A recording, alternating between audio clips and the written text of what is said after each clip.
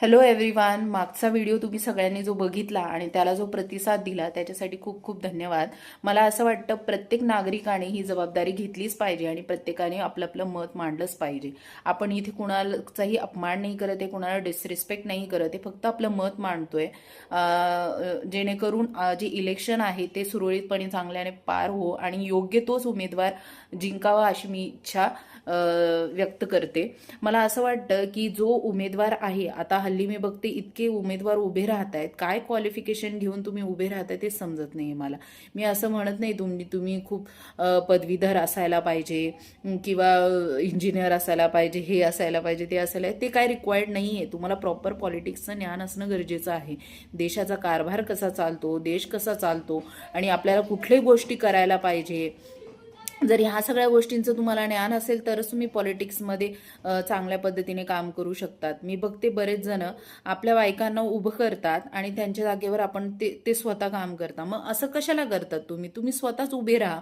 कारण तुम्ही जर काम करत असाल तर अननेसेसरी त्या बाईला उभं करून मला ते समजत नाही. म्हणजे असं कसं की एखाद्याला डेझिग्नेशन ही वेगळी मिळते आणि तिथे तो व्यक्ती त्या डेझिग्नेशनला लायबलच नाहीये, म्हणजे तो योग्यच नाही, त्याला काही काम करता येत नाही, त्याला धड बोलता येत नाही, त्याला नॉलेज नाही, असा व्यक्ती उभं करून तुम्ही काय मिळवण्याचा प्रयत्न करताय? तुम्ही स्वतः उभे राहा आणि तुम्ही स्वतः त्या गोष्टी करा, जर तुम्हाला त्याच्यातली चांगली माहिती असेल तर. दुसरी एक गोष्ट म्हणजे हा काही कमवण्याचं माध्यम नाही आहे.